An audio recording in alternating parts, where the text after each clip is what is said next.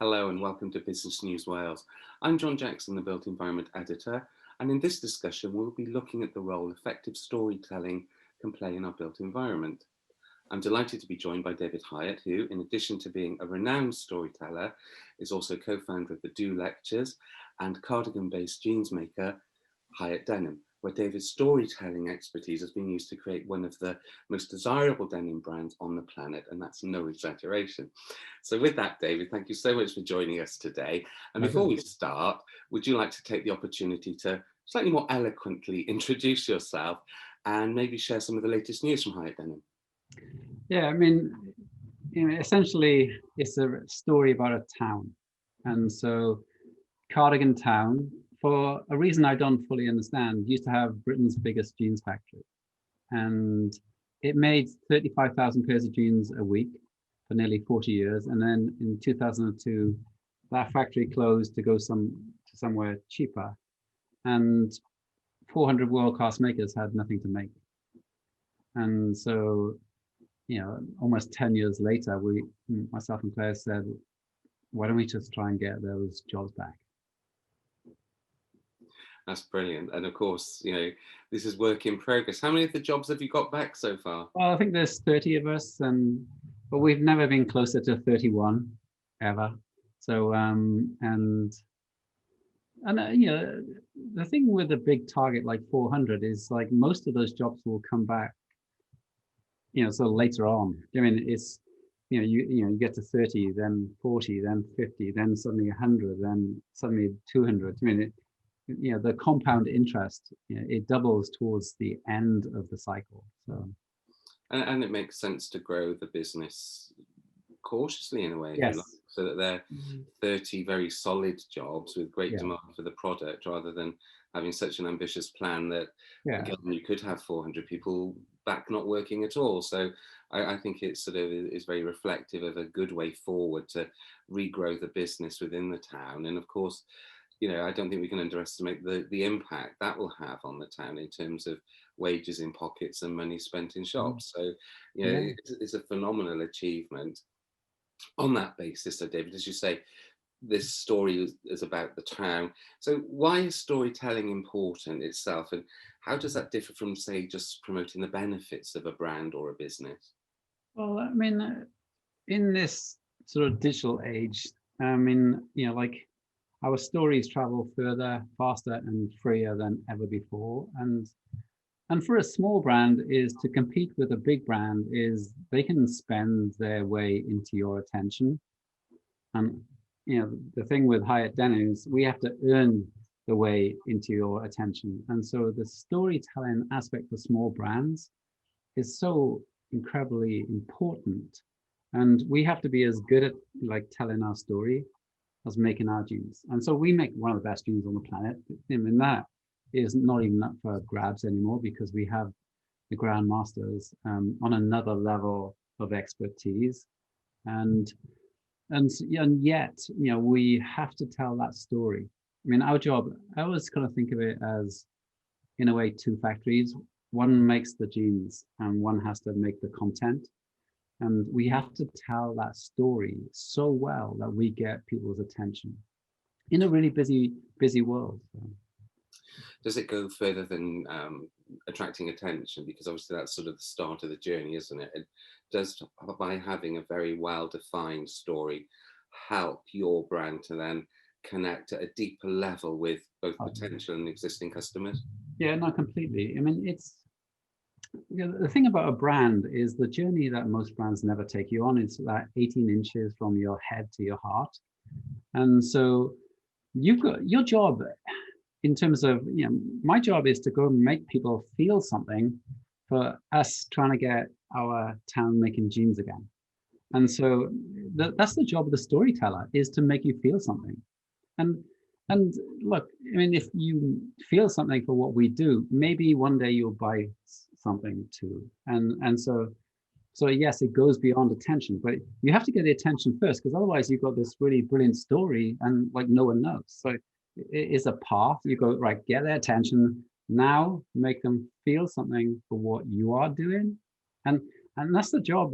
The importance of a brand builder is to tell the story. Obviously, make the great product. You can't, it always starts with great product. But I mean, it's that thing of build it and they will come. What if they don't? Yeah. And you go, well, it's because you didn't actually do a good job at telling a story. Like, we have these like tools now, these motorways in the sky. We might not always like them, the Facebooks, the Instagrams, the Twitters, the world, but that's how the stories travel now. And so you just got to get good at telling that story, for that motorway, and that's your job. So how critical is it then to have words, for example, tell the story, but gaining that first piece of attention, does that come down to visual imagery or a very strong headline to create that instant connect with somebody? Well, I mean, it depends on the medium that you're telling. Probably in Instagram, the picture is more important than the words, although you could argue sometimes the words are more important than the pictures. It can be both, but it's like, if you think of a picture or a headline as a hook, does the hook hook? And if the hook doesn't hook, then it's no hook. And so it's kind of useless. So, I mean, it's a really fascinating subject for a brand. A brand without a budget really needs to tell the story super well, because it's literally going to die. Yeah, absolutely. If I'm looking at, say, an urban destination, a town or a city, and obviously you've alluded to this in terms of cardigan, is storytelling a good opportunity for, say, individual people to share their stories about their place? And also, do you think those stories can, if you like, be brought together so the essence of them create an overarching story of the overall place that place can then use to help, if you like, to promote itself or to gain attention for it? No, definitely. I mean, I'll give you one example. Is recently a small phone company called Apple put us in the Behind the Mac commercial, and as much as that's nice, it's kind of like your friends tell you, "Oh, I've seen you in an Apple ad," and it's pretty cool to be in an Apple ad if you're an Apple fan. But actually, the thing that really got me super humbled by it was it said made in cardigan, hashtag made in cardigan. You also had made in Manchester, made in London, made in Sheffield or whatever it was. But this small town was up there with the big cities. And so so geography matters. But like, you can be anywhere now, where you can be rubbish anywhere or you can be amazing anywhere. And you have to decide which one you're going to be. Because I can tell you, unless you're amazing, you're literally not going to stand out. Yeah, and that's part of the challenge, isn't it? I mean, yeah, you can't get away with average, or maybe larger companies can, but then they're just larger companies price, aren't they? Until they can't. Yeah. And then they go, "Oh, our business went away." You go, "Yeah, well, it went away 10 years ago, but you just watched it. Yeah. You said the long goodbye." Yeah. And being average is the long goodbye. So really, the cardigan story is Hiut Denim. There's a natural, it's an absolute link between the two, and no doubt the benefits there work in both directions, don't they? Well, I hope so. I mean, you kind of want your town to be proud of what you do. Yeah. And I mean, if you think, the biggest employer in the town was the jeans factory, and then all of a sudden a maker town didn't make. Now, we can lose confidence in terms of our career or our capabilities as humans. And we describe that as losing our mojo. But a town can do the same thing. Its identity was as a maker town that didn't make anymore. And you go, how did that make the town feel? Kind of like, it made it feel like its best days were behind it, not in front of it. And so even us getting to 30 jobs, I mean, I don't mind if we only get to 30 jobs, as long as those 30 jobs are like, we're trying to create a space for the people to do the best work they've ever done. And you go, and that's fine. We can have big goals, but we have daily goals. can we be better today than we were yesterday? That's an amazing, incredible, ambitious goal. I think it must set a good example for other people to think, well, actually, if 30 people can be employed making amazing jeans and cardigan, what could I make in the town? What could I do? And yeah, it starts to actually say that it is possible to make things, very good things, and to sell them very well. And that is a big shift, isn't it, from the world where we've been told that, you know, to make things, they have to be made abroad because it's cheaper. I mean, it's interesting you bring that up, because it's like almost like, you know, if you look back at history in terms of like a painting movement, they all went to the same pub. Yeah. I mean, they all hung out together. You go, oh, how did that incredible movement of painting all happen together? Well, and it can happen with writers, and it can happen with makers, and that cluster effect is pretty interesting, because you suddenly go, how did suddenly everybody start running a 4-minute mile? Because someone showed them they could do it. Mm. And so then all of a sudden everybody could run it, and it wasn't a big deal anymore. So the cluster effect of being around, you know, like people who were doing it, or, you know, like ambitious, like change makers need to hang out with crazy people. They do not need to hang out with accountants who worry about everything. And so the cluster effect is real, and it's important. Yeah, you'll find that, won't you? Sometimes you just have even the shortest of conversations with somebody, but it can be so uplifting, and you find you've got that right sort of resonance, and their ideas and thoughts, you're all on the sort of same wavelength, but you almost bounce those ideas off each other even without sort of having a script, and all of a sudden you feel re-energized, I suppose, to do new things, to do things differently, to raise your own bar. It's and maybe it's one of the disadvantages with people working remotely, because perhaps that's difficult to do from the end of a Zoom camera. I think it is. And we recently did a Makers and Mavericks, sort of like 12-hour Zoom. And we all did it together, and it was the first time we've ever done it, and it's quite hard to do a 12-hour Zoom. There's a certain amount of Zoom fatigue. Yeah.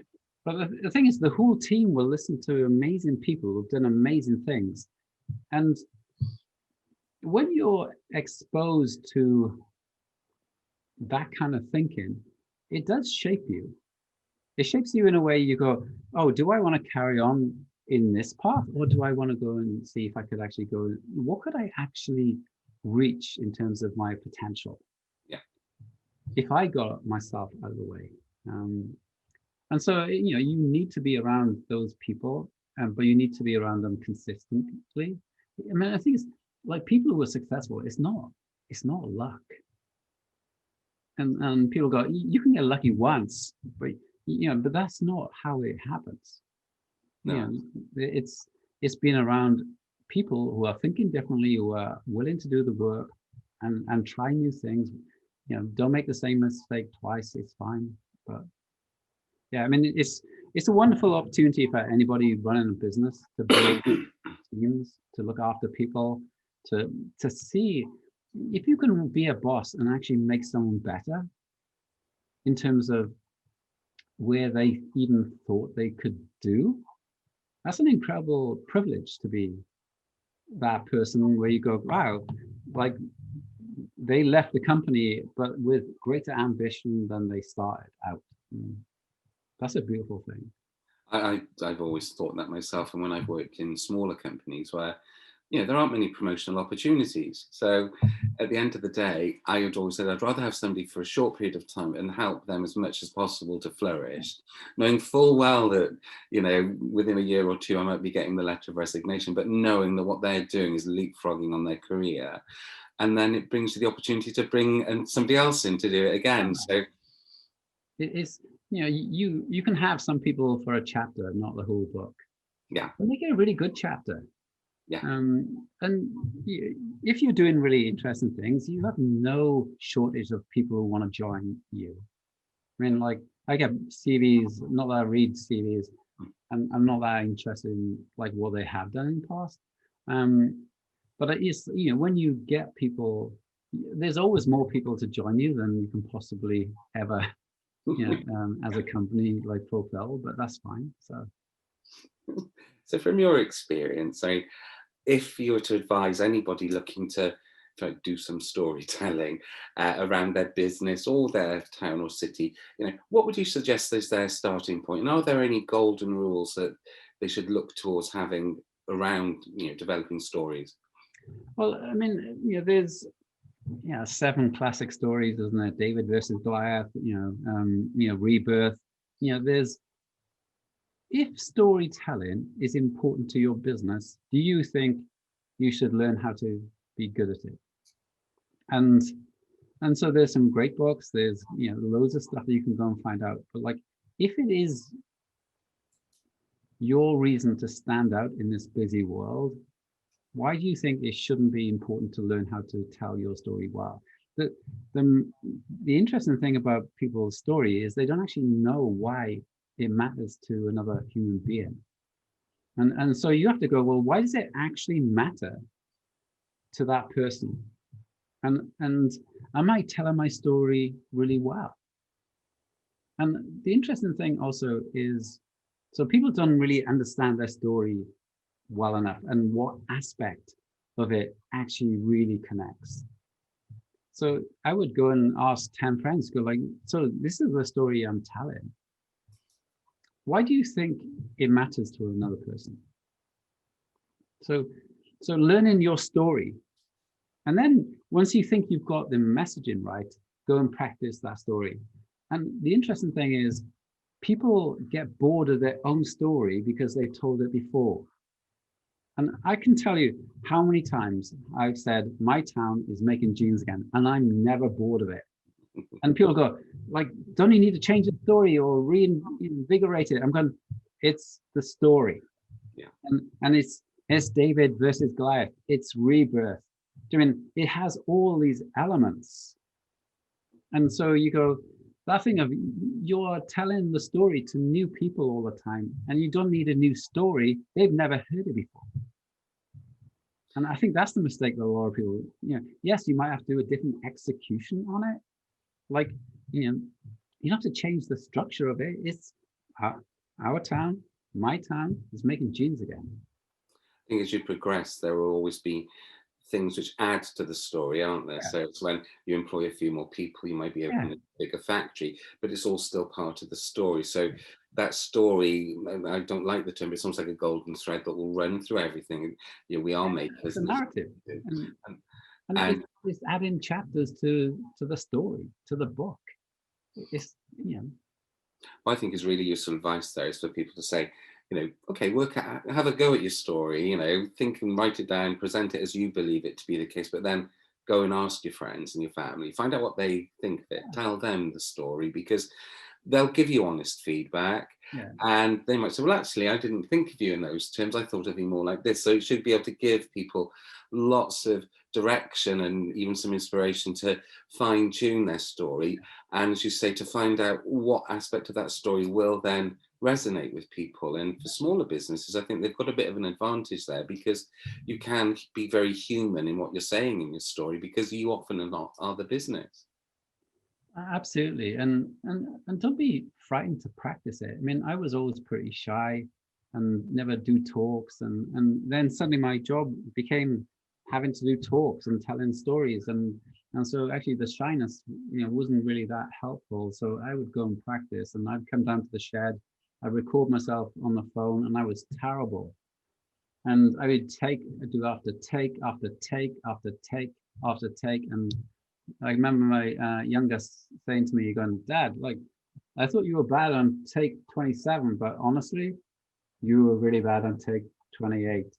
And people like, you practice everything else. Why wouldn't you want to go and practice your story? And I'll tell you an example of when it really paid off for me, because I practiced it so much. So one day we had, I think, BBC World Service come down, and it was like 8:30 in the morning, and I just got back from London at 2 o'clock. I hadn't really slept. And somebody said, "Oh, you've got to be in the factory for, they're going to be filming you." And I'm going, oh, I was absolutely shattered. And he set up the factory in such a way, and he was recording me. He had to stop the factory from making while we made this film, and I was terrible. And they say, like, I'd say your name, and I'm going, I was getting even that bit wrong. And and so, like, even when I was off form, like, tired as hell, and he was asking it in such a way, I had to repeat the question. I kept forgetting to repeat the question. The whole factory was watching my every word. So I was on a bad day, and everybody had, like, the audience of the entire factory. And I was just sweating. I was just there going, oh my God, that was, I finished it eventually. And I said, God, you know what? That was the worst one I've ever done. Ever done. And then our BBC World Service, recording went out, and we had our biggest day sales than we ever had. We've never had a day, even with, bless her, Meghan Markle wearing our jeans. That BBC World Service was our biggest day. So even when I was terrible, I was still okay.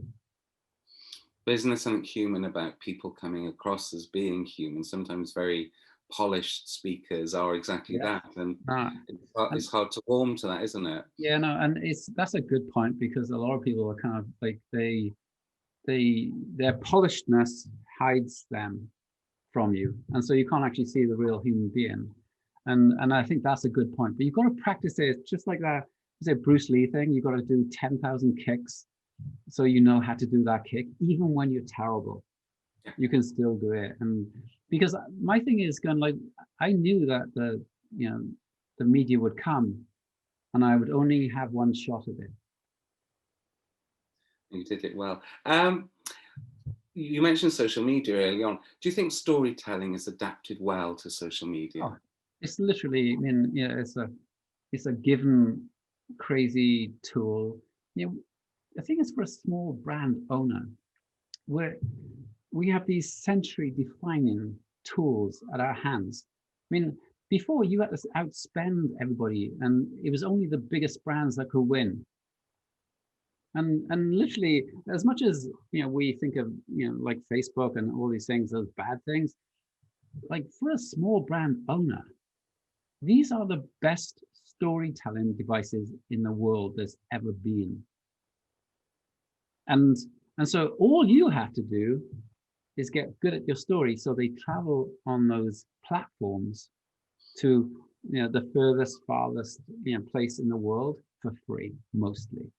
And so you go, like, there's never been a better time to be a small brand owner.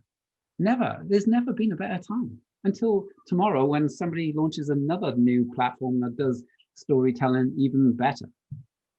We literally have to stop complaining and go, oh, we don't have this. You have, in this smartphone, you literally have your marketing department it's literally bonkers how blessed we are. I think that sort of proves the point about understanding and being able to tell your story well, because then you can use the social media to take that message, and that message will resonate with people. Maybe not overnight, and that's where perhaps some persistence is needed, and using some trial and error. But your audience is out there. If you've got the right story, it's genuine, it's authentic, then I think for businesses across Wales, it's a fantastic opportunity to promote themselves and sell their products, but to the right people for the right reasons. And that's good ethical business, really, isn't it? Completely. And like, story is how we learn. We forget facts, but we don't tend to forget stories that often. Once upon a time, there was a guy in Cardigan called David who went and took on Goliath and won.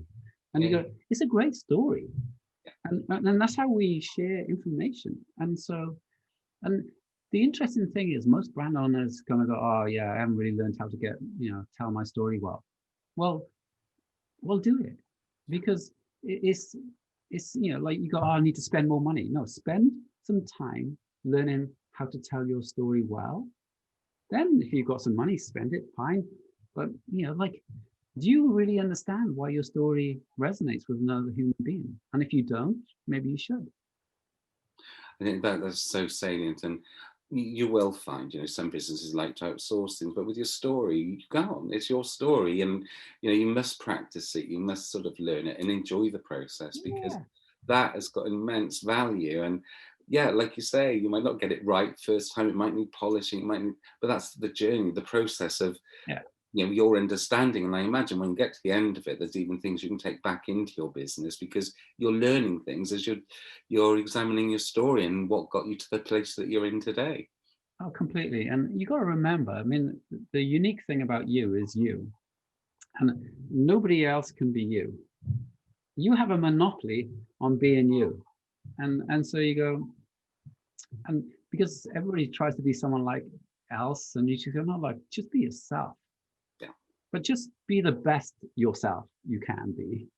I mean, you owe yourself, like, you really owe your business that respect to go and tell your story well. And you go, oh, I haven't practiced it, or I haven't learned it, I don't really understand it. You go, well, that's not good enough, I don't think. That's going to allow you to really, like, be average. David, thank you so very much. I think there's so much in our conversation today that businesses will be able to take away from and to be able to learn from, and hopefully start telling their stories to their benefit. I know we could probably talk for hours, and I know you couldn't, because you've probably got a few pairs of jeans to make, but it's been an absolute pleasure. I would just remind everybody that there is an accompanying article to this discussion, which will be found at businessnewswales.com, and that includes links to both the Do lectures and Hiut Denim and David and Claire's Twitter profile. So I do hope people enjoy reading that as well. Thank you all so much for your time today. Thank you, David. My pleasure. Thank you very much.